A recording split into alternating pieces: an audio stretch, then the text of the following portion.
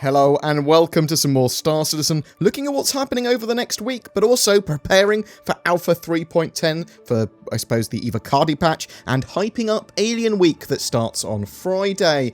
So on Tuesday, we've got a lore post on one of the final Imperator candidates, Ileana Sharad. Later in the year, we should see a new Imperator elected, which is important for the lore, but this might well be influenced by players, so it might actually have some in-game influence, or at least player influence in-game, if you see what I mean, so I'll have to wait and see what happens with that later. Yesterday also actually saw some maintenance to the RSI platform, so they're sort of like making the back-end services more robust, they're updating some bits with that, and we're seeing another day of maintenance today for a load of those services. You will also see the character reset tool disabled during that maintenance window as well. Don't know when that's going to be finished, but at some point today. Wednesday has a subscriber newsletter and update going out. Cloud Imperium have recently announced that they're adding some exclusive CCU upgrade options for subscribers every month for ships. I think this month's flare is either going to be more body armor or skin variants on the multi-tool. Thursday sees another episode of Inside Star Citizen. There is no confirmation of exactly what's going to be shown this week, but it was implied recently that some updates for turrets, fixed weapons, and ship combat would be shown off soon. On Friday, we'll see a roadmap update, and I also think it marks the cutoff on Friday for 3.10's content. So if any features are going to be slipping to 3.11, that should be known by then and reflected there in the roadmap. Also, if there's any major delays to 3.10 because of the lockdown or anything like that, we should know here too. But it's possible that evocati could even get an early version of 3.10 for the weekend, though I think it's much more likely for next week, even if everything is going well. Also on Friday at 5 PM UTC, there is a Star Citizen Live on Twitch celebrating First Contact Day.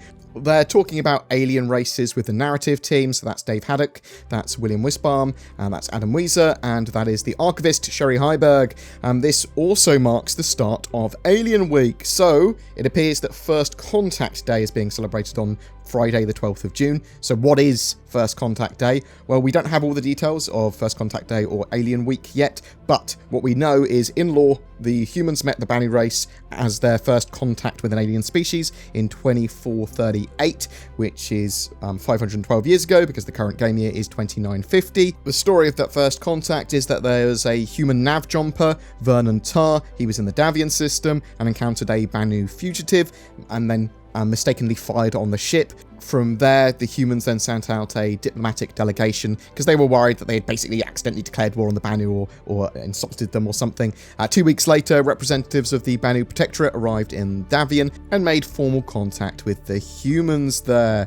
In October of 2438, humans then signed the first interstellar peace and trade accord with the Banu, but due to the contracts in Banu culture, once per Banu generation, the treaty must be renegotiated with Banu leadership. So this is going to be the start of Alien Week, and what was Fleet Week missing? Yes, alien ships. We didn't see any alien ships, I don't think. We don't have any hard details on exactly what the plans are here, but I would expect that Cloud Imperium may well be having an alien ship sale with ships like the Banu Merchantman, Banu Defender, the xi'an Kartu Al and Santok Yai, the Tavaran Prowler, the Vandal Blade, the Glaive, and maybe the Scythe in very limited quantities, the Apoa Nox and Nox Q, however you pronounce that, Q? And maybe the Reliant series, because they're sort of like infused with xi'an tech.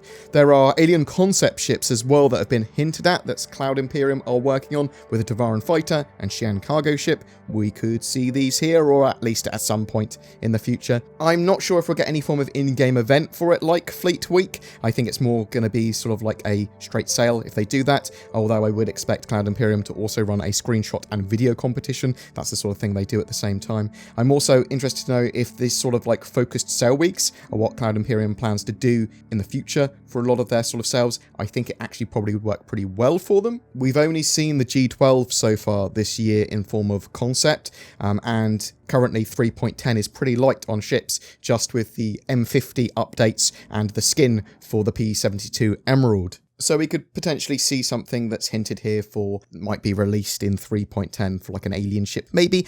We could also potentially see some alien skins, maybe, for ships. That would be pretty cool. Some different sort of paint jobs. I'm interested to know what you think Alien Week might consist of. Do you think we'll see some sales? Do you think we might see an in-game event? Are there any alien ships that you would consider picking up? Or do you think like the alien tax that they typically have on a ship that makes them quite a bit more expensive because their rarity is a little bit too cost prohibitive for you to pick up anything in a sale? Do you think 3.10 might be on track to be released at the end of June, or do you think it's going to see delays? Whatever your thoughts, I'd love to hear from you in the comments below. Oh, I'll tack on giveaway and shill stuff here. So giveaway, we're giving away a Tavaran Prowler this month of June. All you got to do is comment on any of my videos made during June of this year, and then you'll have a chance to win that. I'll select a random comment. There's more details down below. Good luck.